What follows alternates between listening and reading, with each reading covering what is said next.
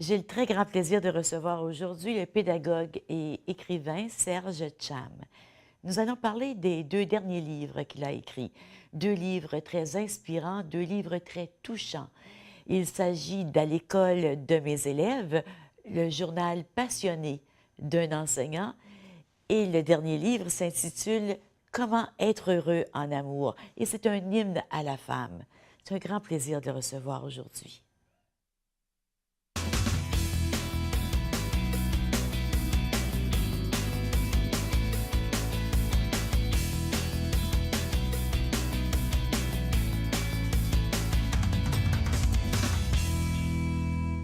Bonjour, bienvenue à l'émission. C'est un grand plaisir de recevoir Serge Tcham. Vous étiez venu, M. Tcham, quand c'était... Est-ce que je peux dire Serge? Oui, oui, oui, Oui, oui. moi c'est Ginette. Quand vous étiez venu à la fin de l'année dernière, Oui. dans la saison dernière, lorsqu'on avait parlé des éditions Vermillon. Vermillon. Et vous m'aviez dit que vous alliez publier votre livre Comment être heureux en amour. Oui. Et ben, moi, je suis tombée sous le charme du titre et vous aviez accepté de revenir. Entre-temps, ben, j'ai eu la chance de le lire. J'ai eu la chance de lire à l'école de mes élèves aussi.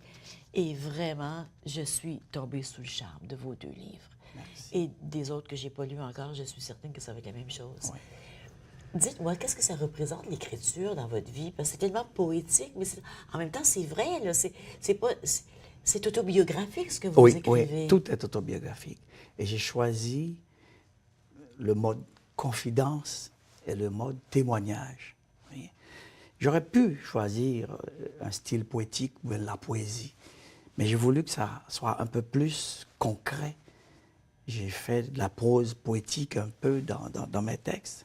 Parce que pour moi, écrire, c'est un art de vivre, une façon d'entrer en contact avec moi, de m'offrir le plus souvent possible des moments de silence pour me découvrir et offrir aux gens le fruit de ma découverte.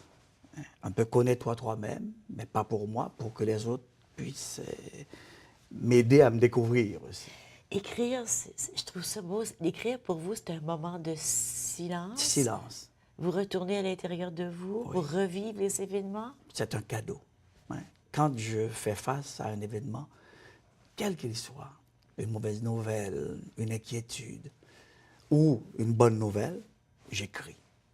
Même ma fille, ma deuxième fille, m'a reproché à deux, trois reprises, Papa, pourquoi tu ne me dis pas en face les choses qui sont très profondes? Pourquoi prends-tu le temps d'écrire? J'ai dit, en parlant spontanément, c'est très bon, mais quand c'est profond, on peut s'arrêter et s'assurer, en disant les choses, de choisir les bons mots et d'enlever tout ce qui peut blesser l'autre. Parce que la parole, en parlant, on peut dépasser sa pensée et sans pouvoir vérifier si ce qu'on dit est reçu comme on aurait aimé que ce soit reçu. Oui, en effet. Alors, j'adore écrire parce que je prends le temps de m'assurer que ce qui est dit est bien dit et me plaît, parce qu'il y a du plaisir à écrire. Vous aimez, oui, vous aimez les mots, c'est évident. Aujourd'hui, on écrit beaucoup pour communiquer sur les médias sociaux. C'est pas de cette écriture-là dont on parle. C'est ça. L'écriture des médias sociaux, c'est une écriture rapide qui peut blesser encore plus que des paroles dites. Mais une fois que c'est dit, une fois que C'est ça écrit. blesse, c'est difficile à guérir. Oui, oui, On peut dire que j'ai pas voulu, mais c'est déjà fait, c'est trop tard. oui. C'est pas par manque de spontanéité que je préfère écrire. J'écris parce que ça m'aide à grandir, c'est tout. Grandir, c'est très important pour vous. Oui. Vous êtes venu d'Haïti en 1970. 70, Vous oui. êtes venu vous établir ici au Canada, plus particulièrement au Québec. Oui. Pourquoi vous avez quitté Haïti? Parce que je voulais être prêtre. J'ai passé 10 ans au séminaire. Et à ma dernière année, quelques mois avant de prendre la soutane, parce qu'on fait 2 années de philosophie scolastique et 4 ans de théologie avant d'être ordonné prêtre. Puis, après mes 2 années de philosophie, j'ai eu une inspiration. J'ai toujours écrit. Dès l'âge de 14 ans, j'écris. J'ai écrit une pièce de théâtre dans laquelle je parlais de l'attitude silencieuse de l'Église qui n'aide pas trop et qui n'est pas conforme à la parole qui est censée être libératrice. Puis quand j'ai joué la pièce, le supérieur, qui n'était pas là, à son retour, a déchiré ma pièce et m'a dit, si on vient t'arrêter, ne compte pas sur moi. Donc c'est par peur. J'avais aucune idée, aucune intention de laisser Haïti. C'était au temps des Duvaliers. Oh oui, C'était c'est au au temps Duvalier. des Duvaliers. Duvalier. Et vous parliez de paroles libératrices. Oui. Euh, c'est quoi une parole libératrice? Qu'est-ce que ça veut dire pour vous quand vous avez dit... Parce que je sais que dans votre livre « Comment être heureux en amour », à la page 45, si je ne me trompe pas, vous dites à votre père en quittant... Est-ce que c'est ici? Oui, oui, oui. Je pense que oui. J'y arrive? Oui, me taire me pèse. Je ne peux pas me permettre de me taire Oui, quand ma liberté est menacée oui. et quand je fais face à mon impuissance de défendre ma liberté. C'est un peu ça, c'est ça que je dis à mon père. Oui, c'est ce que vous dites à votre Oui, père. oui, oui. Donc, vous avez quitté Par parce peur. que par peur. Oui. Mais Mais la- mon incapacité de me taire. C'est ça, parce que on est des êtres de communication, des êtres de parole. Et c'est pas pour rien que certains gouvernements interdisent les médias, enchaînent ou attaquent les stations de radio, poursuivent les journalistes, parce que ce sont des gens qui parlent, qui disent la vérité, ou qui parlent des choses, des événements, et Oui. qui cherchent la vérité, des choses. Oui, Hein. oui. Alors, quand tu poses des questions au grand séminaire, et tu dis, comme dernière phrase avant que le rideau tombe, peut-on devenir prêtre dans une telle église? Ça dérange. Puis il y avait 400 invités dans la salle. Puis il y avait un qui devait être ordonné prêtre dans 15 jours qui m'a dit, ah, on s'appelait Abbé Cam, si j'avais un mois avant mon ordination, j'aurais renoncé à l'ordination. Là, j'ai eu peur. Mais alors, votre intention était quoi en écrivant la pièce? Libérer la parole. Dire aux gens que nous n'avons pas la vérité, mais nous avons le droit d'interroger ceux qui représentent l'autorité morale à nous éclairer. Donc, ceux qui représentent l'autorité morale, c'était les prêtres. Les prêtres, les directeurs, Et la politique dans tout ça, quel était le lien entre les deux? Quel est le lien? Et je vous pose ces questions parce que présentement, moi, il y a des choses qui me préoccupent beaucoup avec ce qui se passe sur la planète présentement. Oui, oui. Et je me rends compte que de plus en plus, on essaie de faire taire les gens. On a un mouvement très dictatorial qui semble émerger un peu partout et qui s'oppose à une vision de libération. Voilà. Alors, comment vous l'avez vécu? Comment vous le définissez, cette relation entre l'Église, qui doit être libératrice, et la politique? Pourquoi l'Église se plie-t-elle? Pourquoi elle se soumet-elle? Parce que l'Église en Haïti, d'après le Concordat, d'après les traités qui ont été signés, est l'Église officielle. Oui? Ça veut dire que c'est cette Église qui fait les Te Deum, cette Église qui encense les dictateurs depuis toujours. Et quand il y a un prêtre qui s'oppose, on sait ce qu'il attend. Moi, j'ai un bon ami, le père Lapierre, il a passé 1 an en prison, disons, une résidence surveillée. On lui a enlevé le droit de circuler, de sortir, parce qu'il n'a pas salué Duvalier lors d'une cérémonie officielle. Puis on a interrogé un autre prêtre, à savoir s'il était possible qu'on ne salue pas le président, mais si, d'après le droit canonique, c'était interdit. Et lui de répondre, tous les autres prêtres t'ont salué. S'il ne t'a pas salué, il avait peut-être quelque chose contre toi. Alors, 1 an de prison. Je l'ai visité pendant qu'il était en prison.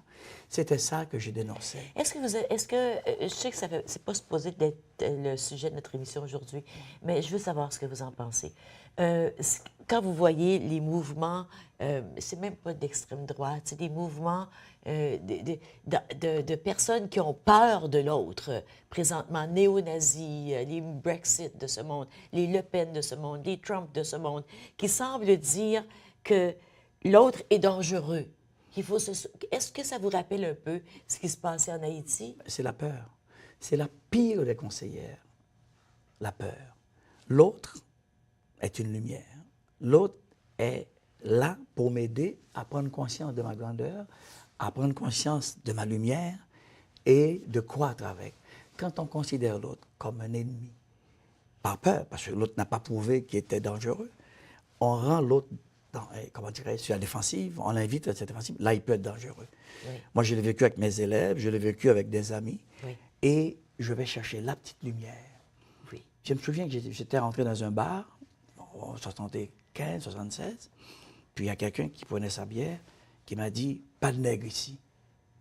J'ai dit « Qu'est-ce que tu fais là, toi ?» Il n'était pas content, c'était un blanc. « Qu'est-ce que tu fais là ?» Il dit « Mais je ne suis pas un nègre. » J'ai dit « Chaque fois que tu rejettes l'autre, chaque fois que tu as peur de l'autre, c'est ta lumière que tu éteins, tu es dans les ténèbres. Il y a une négritude en toi que tu refuses d'accueillir. Moi, je l'ai accueilli comme un héritage, je suis bien. » Et ce monsieur m'a dit « Assieds-toi ». Il m'a servi une bière. Ah oui. Il est devenu mon adjoint au soccer. Ah oui. Pendant 12-13 ans. Ah oui. Moi, je cherche la lumière dans l'autre. Oui. Oui. Et je crois qu'on a tous Oui, oui. une partie lumineuse. Et c'est ce qui ressort dans vos livres, c'est tellement, tellement, tellement beau, tellement inspirant, et c'est la vie, c'est la vraie vie, c'est votre vraie vie, c'est basé sur des événements. Racontez, pour les gens à la maison, comment vous avez rencontré votre femme. Vous nous le racontez dans Comment être heureux en amour. On est en 70? 71, je l'ai rencontré. Oui, 11. oui. Je vendais la revue Actualité. Avant, c'était l'Actualité Magazine. Hein, McLean, l'Actualité. C'était ce qui était offert. Regardez, Charles me dit que le temps est fini pour ce bloc ici. On va arrêter, on va aller à une pause parce que ça peut être long, puis je trouve ça super intéressant. Merci. Vous voulez rester avec nous parce qu'au prochain segment, il nous raconte comment il a rencontré Suzanne.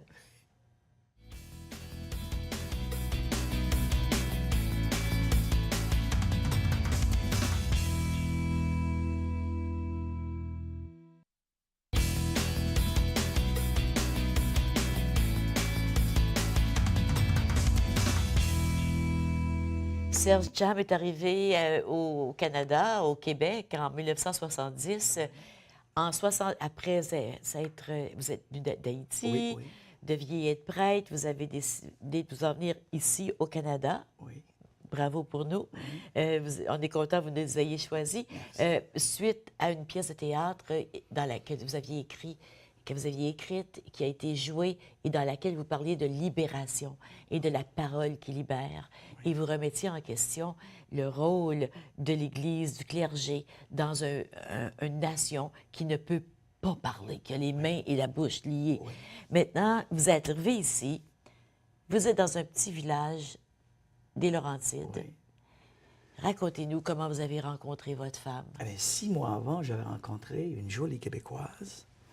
Et puis, on a passé 6 mois à se voir régulièrement. Puis un matin, elle m'a dit, c'est fini. J'ai dit, qu'est-ce qui s'est passé? Elle m'a dit, ma mère m'a dit, pas d'immigrants dans la famille. Même pas un Italien, encore moins un Noir. Ça, c'était clair. Et elle était très sincère. J'ai dit, je t'aime trop pour ne pas te remercier de ta sincérité. Et j'étais sincère. J'ai dit merci. Puis, on s'est laissé.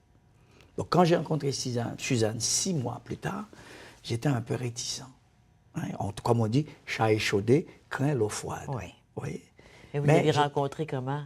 Racontez-nous. En vendant la revue Actualité oui, de porte en porte. En faisant du porte-à-porte. Qu'est-ce qui est arrivé? Je vendais des revues, j'ai sonné à sa porte, et puis elle a ouvert.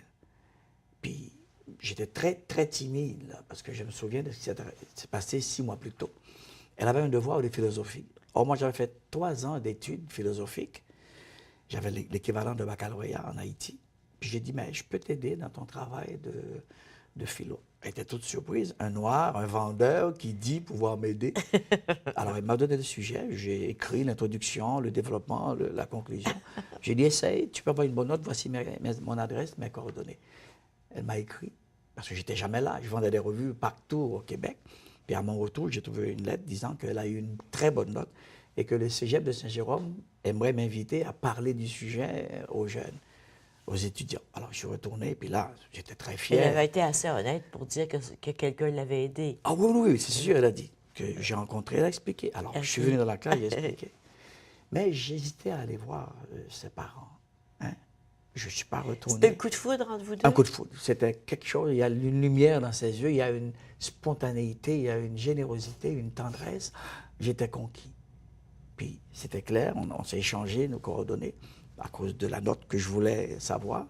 Puis quand je suis retourné, J'ai raté l'autobus pour retourner à Montréal. En arrivant au terminus, je vois l'autobus partir. Donc, j'ai pris un taxi. J'ai dit, combien tu veux pour me déposer à Montréal? 11 $. Donc, je suis allé à Montréal. Puis après, j'ai écrit, mais le chauffeur de taxi est revenu dire aux parents que le noir qui était chez vous, là, je ne sais pas ce qui se passe. Il m'a donné 11 $ pour l'emmener à Montréal en taxi. Puis il m'a dit qu'il n'était pas riche.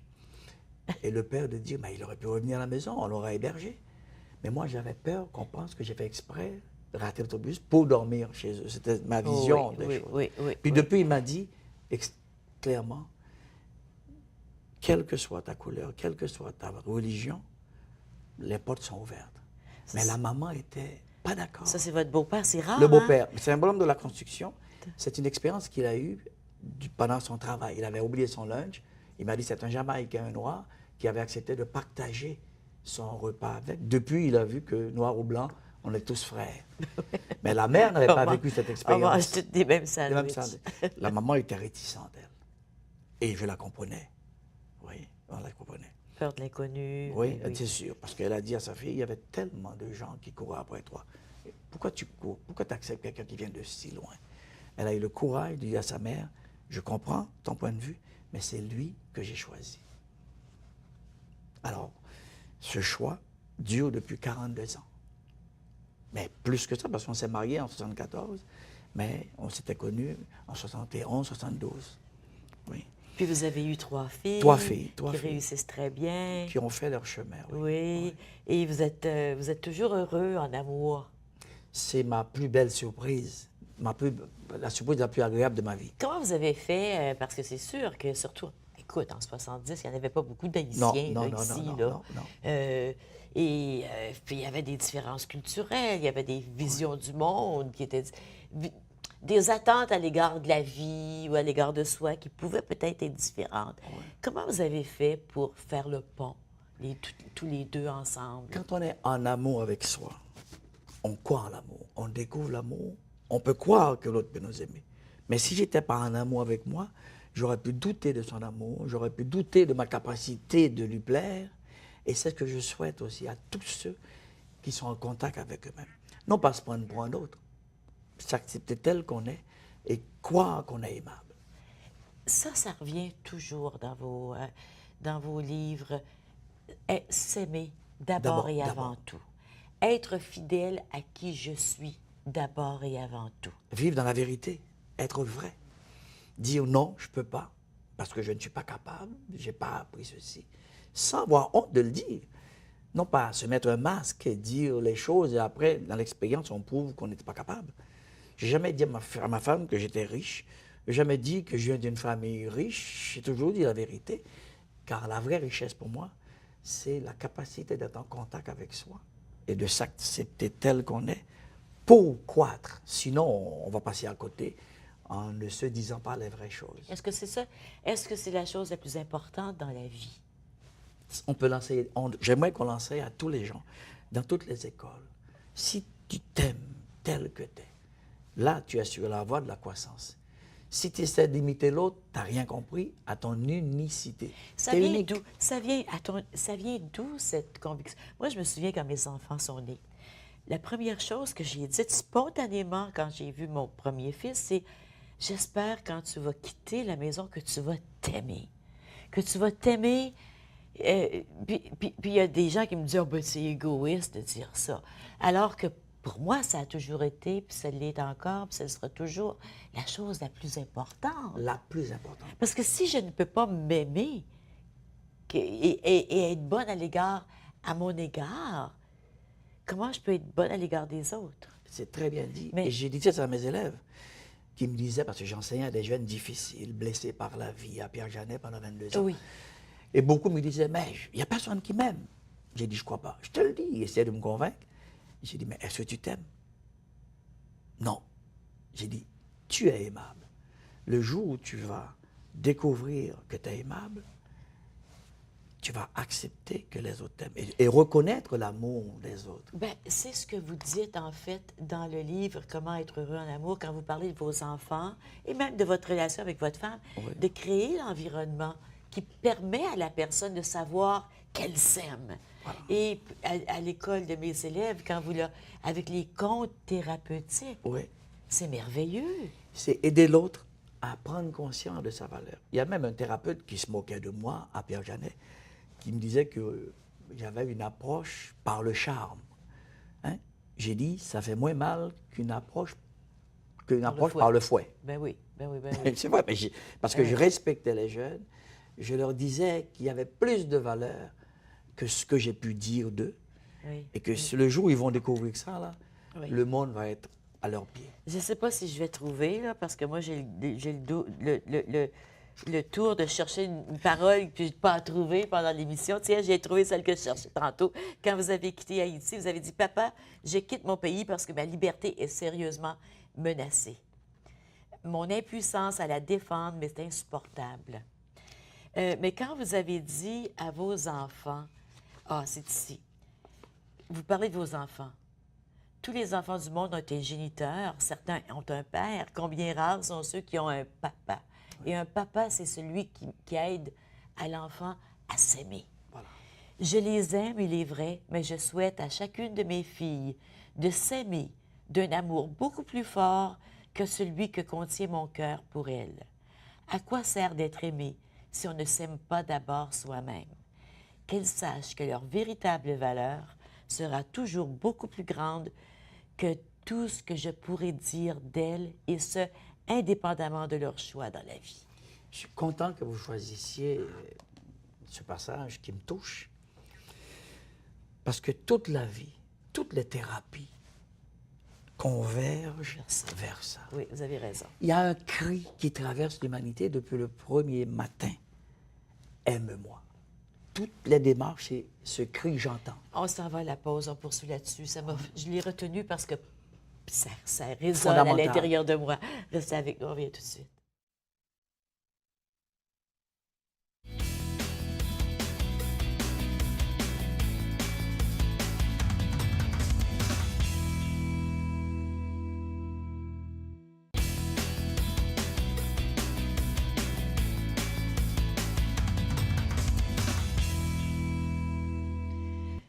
Parfois, Serge, pour permettre à un enfant parce que vous avez enseigné à un enfant ou à un adulte, un ami, ça n'a pas d'importance, mais vous avez eu la chance d'enseigner à Pierre-Janet, entre autres, pendant 22 ans. 22 ans. Des enfants qui avaient été éprouvés sérieusement, ados, des jeunes adultes aussi. À l'école de mes élèves, il y a beaucoup d'histoires très touchantes de guérison. Oui, on peut dire le mot. Oui, c'est de la guérison. Oui, oui. Des personnes la petite flamme à l'intérieur dont vous parlez, qui est l'endroit où je m'aime, est tellement recouverte, cet endroit est tellement recouvert de couches de négativité, de critiques, de personnes qui ont dit des choses négatives que la personne ne se retrouve plus. Vous avez développé une façon de permettre à l'enfant de se voir sans savoir qu'il est en train de se regarder. Vous avez tout dit. C'est les contes thérapeutiques. Racontez-nous qu'est-ce que c'est tellement merveilleux. C'est, à l'aide d'animaux, de reconstituer le vécu et donner une fin heureuse. Et l'enfant, j'avais des enfants dans ma classe, est tellement brillant qu'il donne la clé.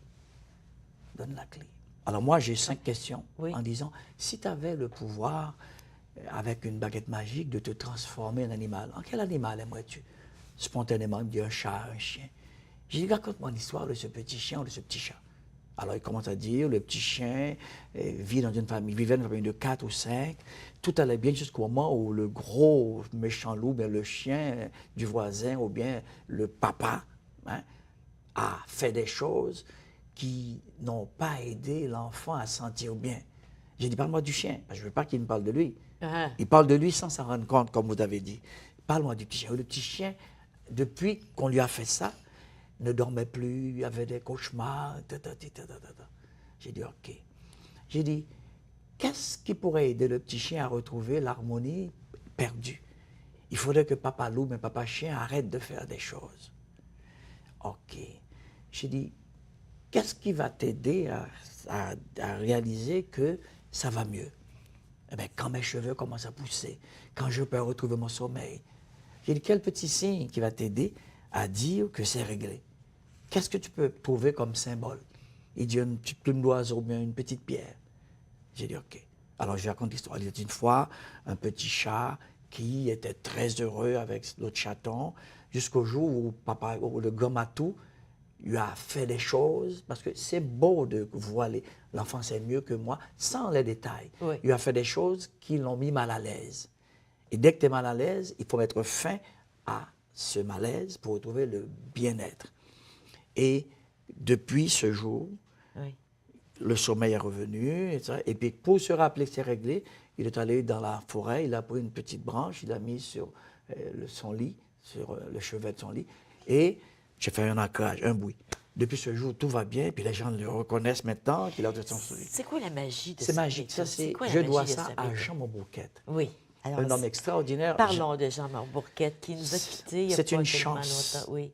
que ce grand psychologue, prêtre, Qui enseignait à l'Université oui, Saint-Paul. c'est lui qui m'a fait pas subir mon examen en PNL, Programmation Oui. Linguistique. C'est une démarche de communication Oui. qui nous rappelle qu'on a en nous tous les outils pour nous dire. Et la bonne façon de nous dire, parler en jeu, hein, plutôt que tu, recentrer sur soi. Oui. Et par la pensée symbolique, résoudre des conflits cachés, enfouis, et retrouver la liberté et la joie de vivre. Je l'ai faite dans ma classe, sans la moindre contrainte, parce que le premier livre, c'est La petite louve La blessée. petite louve blessée. Elle a été victime d'inceste. La petite fille avait été victime d'inceste, elle avait 10 ans. Oui. Et elle a raconté l'histoire d'une petite louve. Et puis, vous l'avez Accompagnée. accompagnée. Ça a été publié chez qui, ça? Ça, c'est... Est-ce que c'est encore disponible? C'est épuisé. C'est épuisé. C'est épuisé. Je sais que c'est utilisé dans certains cabinets de psychiatres, psychologues. Ah oui. Et je n'ai vendu tout ce que j'avais fait. Et puis, mais vous avez ensuite publié « Ah, c'est mon histoire c'est son cri. Après, C'est après 6 mois, Ah. elle a réalisé, mais c'est mon histoire. Parce qu'elle ne savait pas lire ni écrire. Oui. Vous voyez? Quand elle écoutait la cassette que j'ai faite pour elle, ça faisait son chemin. Elle a appris à lire, à écrire. Ça a pris 6 mois avant qu'elle se qu'elle rende réalise. compte que c'était son histoire. Ah, c'est mon histoire. Alors, j'ai pris ce Ah. cri de libération comme titre de mes Oui. 36 histoires. Il y a la perruche qui est heureuse de recommencer à parler. Il y a Ça, c'est- Magdalena, la petite chatte. Oui. Il y a le rêve d'un petit cheval. Oui, oui. Il y a la princesse aux yeux voilés. C'est une belle approche pour les parents qui sont à l'écoute aussi. Si vous voulez, des fois, parler à votre enfant, parce qu'on n'a pas besoin d'avoir des cours de psychologie pour dire à Les l'enfant, parents le font déjà. Faisons-le, oui. Écoutons l'enfant quand il nous raconte une histoire, quand il fait un dessin. Il fait beaucoup plus que rien que faire un dessin, puis Voilà. faire des gribouillages sur Voilà. une page. Et lui Il dire, nous dit des et choses. lui demander de décrire. Si tu étais un animal, qu'est-ce que tu ferais? Comment ça se passerait? C'est plus facile en passant par l'animal que de dire je, l'animal. Mais tu vas comprendre. Est-ce que la parole est libératrice dans ce temps-là? Les mots pour le dire. Il faut aider l'enfant ou l'adulte à mettre des mots sur sa blessure. Toute la vie, c'est ça. Dire les choses. Il n'y a rien de plus insidieux, de plus douloureux qu'une souffrance Qui n'est pas dit. qu'on n'arrive pas à nommer. Hein? Nommer. Sans mettre des mots à la place de l'enfant, l'inviter à dire dans ses propres mots sa souffrance. Oui. Parce que les parents sont là pour observer que le sommeil est bas, les cris. C'est ça, puis là, Qu'est-ce qui se on ne passe? sait pas quoi faire. Puis... Oui. Ou bien tu peux dire, je connais une famille dont l'enfant avait une expérience douloureuse. L'enfant va parler de son... Connais-tu un ami qui? Oui. Comme ma fille m'avait dit, papa, je ne veux plus aller dormir chez un tel. J'ai dit, parfait. Qu'est-ce qui t'est arrivé? Il dit, toi, quand tu viens dans notre chambre le matin, tu frappes et tu es toujours habillé. Il est venu récemment dans la chambre, elle avait 5 ans et demi, 6 ans, elle a ouvert la porte en petite tenue, et puis j'ai pas aimé ça. J'ai dit, dès que tu n'as pas aimé ça, tu ne vas plus chez lui. Mais il faut permettre à l'enfant de dire ces choses. Il faut l'entendre, il faut l'écouter, il faut l'entendre, L'accueillir l'accueillir. sans culpabilisation. Oui. Il ne faut pas le culpabiliser. Dis, OK, dès que tu veux. Il y a beaucoup d'adultes qui m'ont dit, je ne voulais pas aller garder chez X Ma mère m'a dit, vas-y, parce qu'il te paye bien.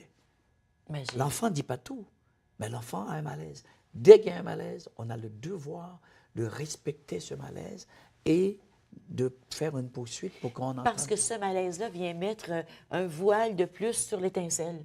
Bravo. Puis après ça, c'est comment on fait pour l'enlever, cette étincelle-là? Ça se durcit, vous devient un mur. C'est beaucoup d'années de thérapie épargnée. Quand Oui. on écoute l'enfant et que l'enfant sait qu'on peut dire à papa et à maman des choses et je vais être entendu. Est-ce que vous dites que c'est beaucoup d'années de thérapie, mais c'est pas tout le monde qui va en thérapie, là. Non, je veux dire qu'on a épargné, là. Oui, qu'on a épargné, c'est Quand ça que je on dis. entend, Ouais. quand on écoute. Mais bien là. souvent, on va même pas en thérapie, puis on vit avec, en pensant que pour aller en thérapie, il faut se rendre compte qu'on a un problème.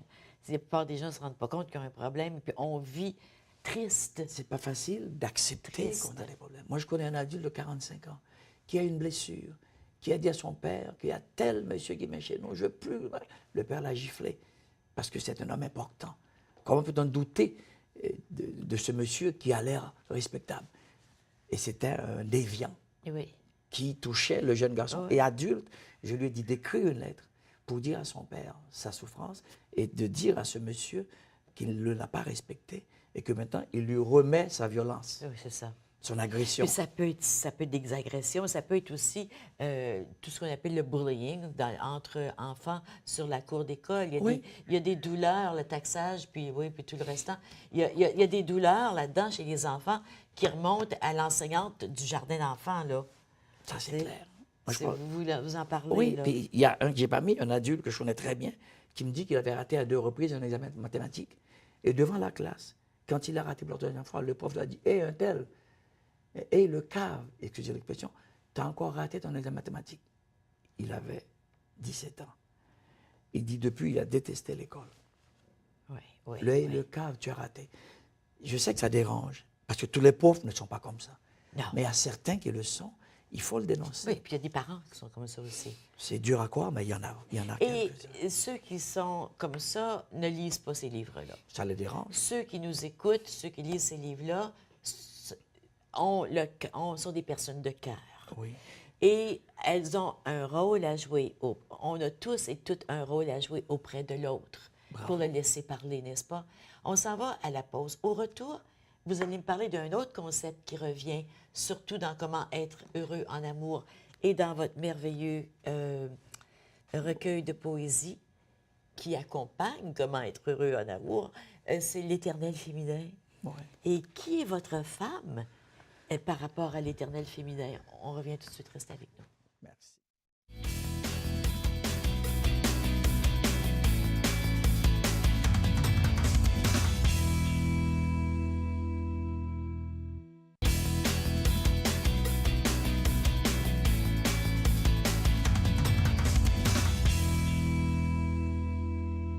Comment être heureux en amour, le plus récent livre de Serge Cham. Vous pouvez le trouver, bien sûr, dans toutes les librairies, chez l'éditeur, c'est-à-dire Vermillon, chez vous également. Monsieur Cham, vous en vendez de vos livres? J'en vends aussi. Oui. Puis vous savez, comment être heureux en amour, c'est pas un guide de premièrement, faites ci, deuxièmement, faites ça. Vous nous donnez 3 racines Oui. de l'amour. Oui. Je le représente par un arbre, parce que Oui. c'est vivant. C'est tellement beau aussi. C'est vivant. Oui, on va le revoir encore. Et c'est un arbre qui a la forme d'un cœur. Oui. Pourquoi tout passe par le cœur? Oui. Vous voyez? Et les 3 racines, c'est la tendresse, le respect et l'équité. Si je dis j'aime et j'ai pas de tendresse, ça ne veut rien dire. Si je dis j'aime, il n'y a pas de respect, ça ne veut rien dire. Si je dis j'aime, il n'y a pas de justice, ça ne veut rien dire. Donc, chaque fois que j'entends, c'est parce que je l'aime, mais tu ne peux pas aimer quelqu'un qui t'agresse. Tu ne peux pas aimer quelqu'un qui t'agresse. Tu ne peux pas aimer quelqu'un sans montrer de la tendresse, du respect. Et ce n'est pas juste ce que tu fais. Moi, je connais des gens qui se sont laissés parce qu'ils ne peuvent plus vivre ensemble pour plusieurs raisons. Mais ils sont quand même capables de tendresse, de respect Oui. et de justice parce qu'ils ont vu que la relation s'envenime et ils ont mis fin parce qu'ils ont vu qu'ils n'ont pas tellement d'affinité. Parce que quand tu rencontres l'autre, il n'y a pas de problème, tout va bien. Mais la réalité quotidienne peut t'aider à découvrir des des éléments qui ne sont pas compatibles avec ce que tu attendais. Il y a toujours un mystère dans l'autre. Oui, un mystère dans l'autre. Vous en parlez beaucoup du Oui, mystère et c'est un de l'autre. mystère. Alors, moi, je ne critique pas les gens qui, par amour, ont décidé de se laisser pour éviter le pire. Oui, Moi, j'ai des amis qui ont décidé, face à la réalité de la vie quotidienne, de dire, non, là, on se fait du tort, on s'ennuie, on se laisse. oui. C'est des bons amis. Mais la tendresse, le respect, l'équité dans le couple, est-ce que vous saviez ces choses-là depuis le début? Parce que depuis le début de votre relation avec votre femme, il semblerait que ces trois racines sont là. Elles sont là depuis le début. On les a développés. Vous les avez Parce qu'on n'est pas des anges. Mais non. Si je dis une parole offensante, on a fait un contrat verbal. Si j'ai dit une parole qui te blesse, de grâce, dis-moi que cette parole te blesse, je vais la retirer et je vais réparer. C'est ça qui fait qu'on a des êtres humains. On peut réparer. Hein? Je me souviens d'une maman qui avait dit un mot à son enfant et l'enfant a mal compris. Et l'enfant s'est mis à pleurer. Et la mère lui dit, voyons, pourquoi tu pleures? Je n'ai pas dit ceci. Ah, je pensais que tu avais dit ceci.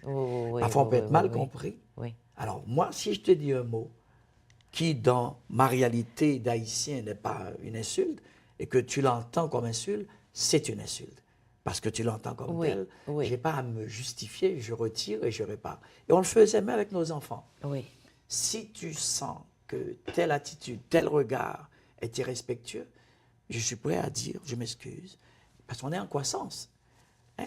Je suis en train de croître et tu m'aides à croître. Oui. Alors, mon épouse et moi, quand elle me dit quelque chose que je n'ai pas reçu, comme disait l'autre, une insulte n'est amère que si on l'avale. Oui. Il faut vérifier s'il y a une insulte. Oui. Moi, quand j'arrive au Québec, je disais des mots que les gens pensaient qu'ils ne se disaient pas. Ou j'entendais des mots, j'ai dit, hein, mais ça se dit, c'est pas une insulte. Oui. Et j'avais même écrit à mon père. C'est fou. Je ne peux pas l'écrire dans un livre parce que je vais me faire planter, comme on dit. Parce qu'ici, j'entendais les gens dire, mon beau-père disait, ah, je travaille comme un nègre. Ah. Et j'ai écrit ça à mon père. Parce que chez nous, on se dit nègre sans s'insulter. C'est pourquoi Daniela Feyer a écrit comment faire l'amour avec un nègre. Dans sa tête, en 71, 72, ce n'est pas une insulte. On disait encore, ça nègre fait. Qu'est-ce qu'on fait? Quand tu es bien avec toi-même, tu as une écoute différente. Oui. Puis quand tu es bien avec toi-même, pour revenir à ce que vous disiez, même si l'autre est offusqué par ce que j'ai dit, mais c'est pas ça que j'ai voulu dire, je ne vais pas me sentir menacée ou attaquée ou il faut que je me défende. Il faut être bien avec soi-même. Il faut être bien avec soi-même. Tu sais, voyons donc, c'est pas ce que j'ai voulu dire. Dans votre livre, vous dites que... Parlez-moi du pardon dans votre couple. Le pardon, pour moi, c'est un don par-dessus notre capacité humaine. C'est presque pas humain, le pardon. Hein? Comme quelqu'un qui a pardonné à quelqu'un qui dit, rappelle souvent que je t'ai pardonné. Mais tu ne pardonnes pas. Chaque fois que tu lui rappelles que tu as pardonné. Le pardon, c'est un élément de croissance. D'abord, se pardonner d'être pas parfait et le reconnaître. Pardonner à l'autre d'être pas parfait, parfaite, se le connaître et accepter de croître à partir de cette prise de conscience de nos imperfections mutuelles. Oui. Puis croire aussi que l'autre agit par amour et que si elle a dit quelque chose ou il a dit quelque chose qui me blesse, il faut le dire. C'était pas intentionnel. Oui, je vais le dire parce que si c'était intentionnel, ben OK, on va s'asseoir, on va en parler. Ah oui. Maintenant, vous parlez beaucoup de l'éternel féminin. L'éternel féminin. Moi, j'ai dit que, homme ou femme, nous avons tous et toutes une dette envers la femme. C'est pourquoi on sous-titre l'hymne à la femme. Oui. La plupart des personnes vivantes ont commencé à se développer à l'intérieur d'une femme.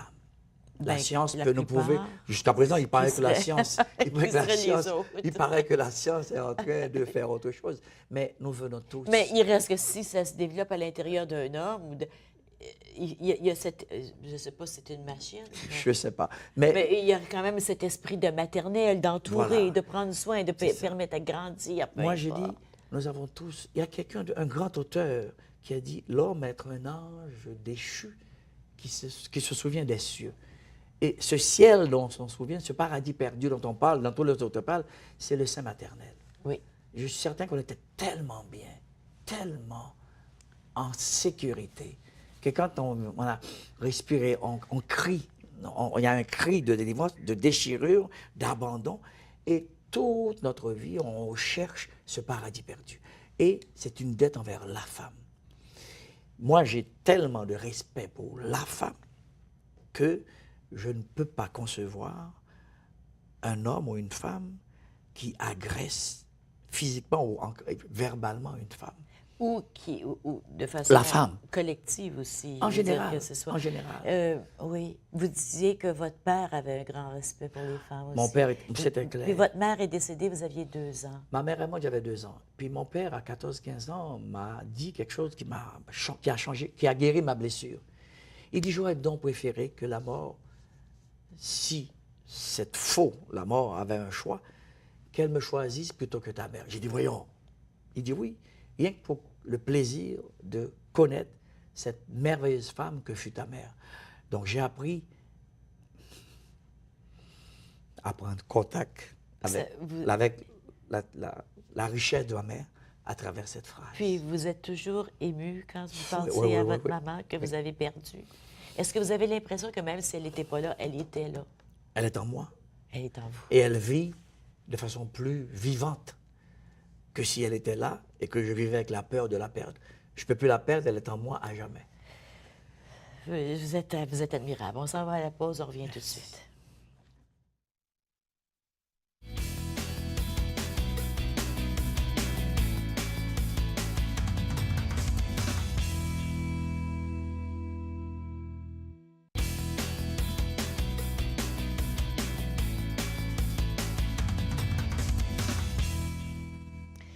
Dans le livre Comment être heureux en amour, publié aux éditions Vermillon, puis que je profite de l'occasion pour remercier les éditions Vermillon.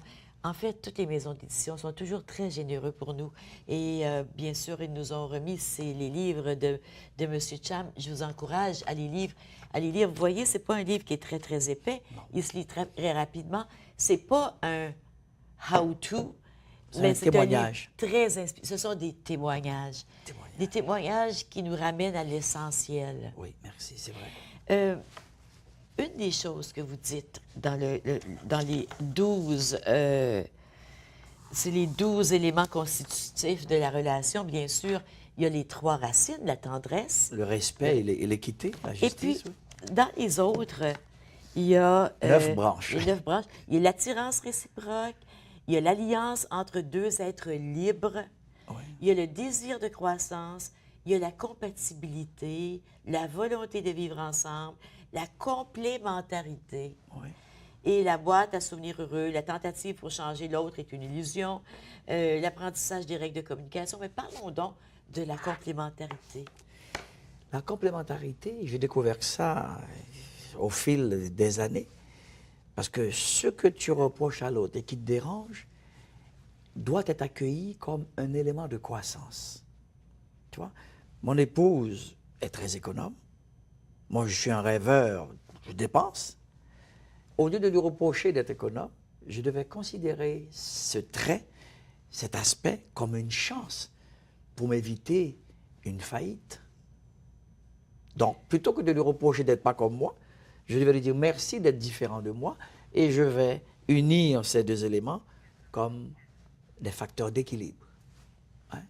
Oui, alors c'est 2 cœurs séparés, 2 personnes libres qui ensemble deviennent un tout. Voilà.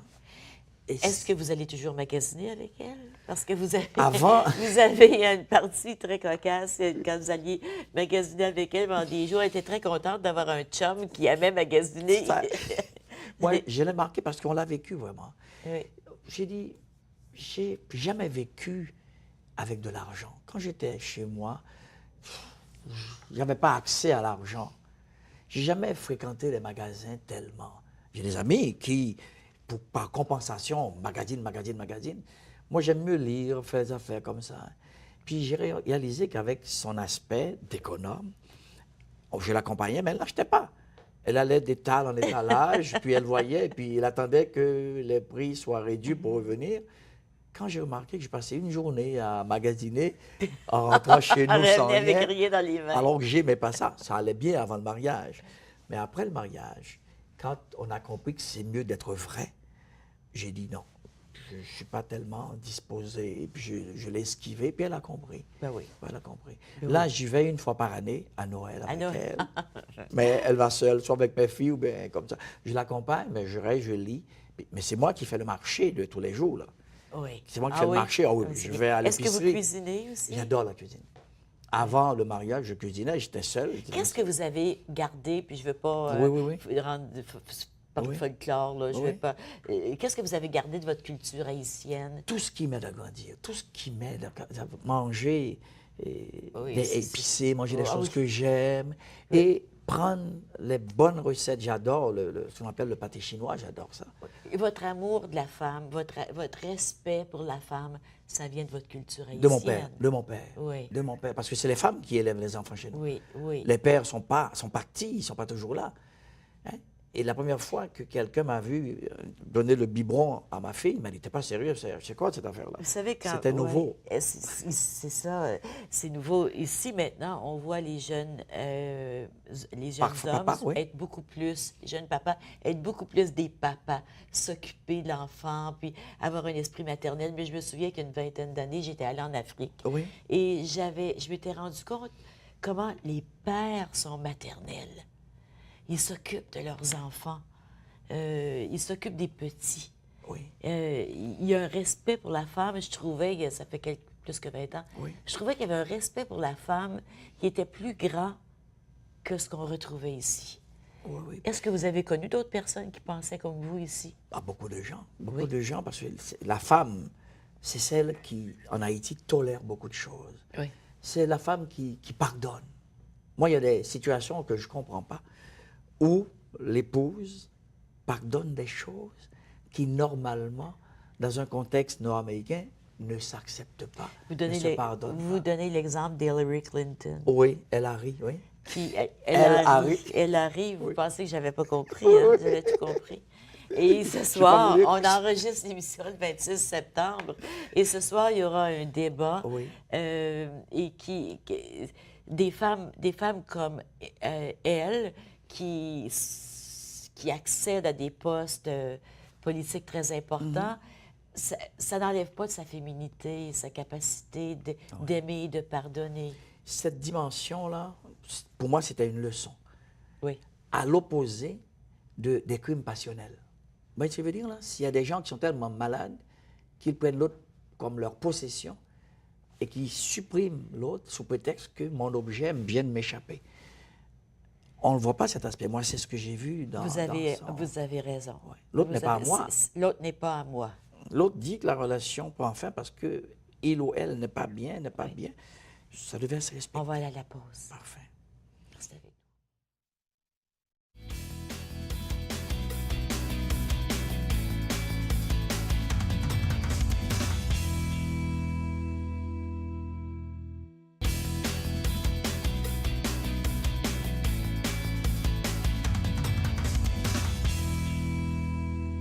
Il nous reste à peine 2 minutes. Bien sûr, est-ce que vous avez d'autres... vous écrivez toujours, hein? Oui, mon prochain livre, c'est l'histoire de mon père, la vie de mon père. Oui, la vie de mon père. Oui, je vais raconter les leçons que j'ai apprises de lui. C'est mon héros. Ça ressemble à un titre du livre de Barack Obama. Oui, oui. Qu'est-ce que vous lisez? C'est quoi vous voulez nous laisser? Tiens, qu'est-ce que vous avez eu avant de quitter l'émission? De prendre conscience, d'être habité d'une lumière qu'on est trop souvent tenté de tamiser en baisse d'intensité. Prendre conscience, se souvenir qu'on est en société et qu'on a une valeur unique parce qu'on ne ressemble à personne d'autre qu'à nous-mêmes. Le courage d'être soi, avoir le courage d'être soi. Et quand on nous rappelle qu'on n'est pas comme l'autre, dire je ne suis que moi-même. en toute humilité. Que mais moi-même, Dieu ne suit que moi-même, en toute humilité, mais en toute conscience de sa grandeur. Absolument. Ne pas laisser l'autre Absolument. nous réduire Non. à ce qu'il pense et ce qu'il voit. Parce Oui. que ce qu'il ne voit pas est beaucoup plus grand que ce que nous-mêmes, nous sentons et nous voyons. Dans les auteurs que vous lisez, qui serait celui qui vous inspire le plus? Est-ce qu'il y en a un? Bon, Gustave Thibon, Gustave mon livre de chevet là, que je lis. Puis tous ceux qui osent. Comme vous. Vous êtes bien gentil, merci beaucoup. Merci beaucoup d'être venu nous rencontrer aujourd'hui. Ça fut un grand plaisir et un honneur. Et c'est partagé. Merci Merci à infiniment. vous aussi d'avoir été avec nous. Je vous souhaite une belle fin de journée et je vous souhaite tout l'amour du monde.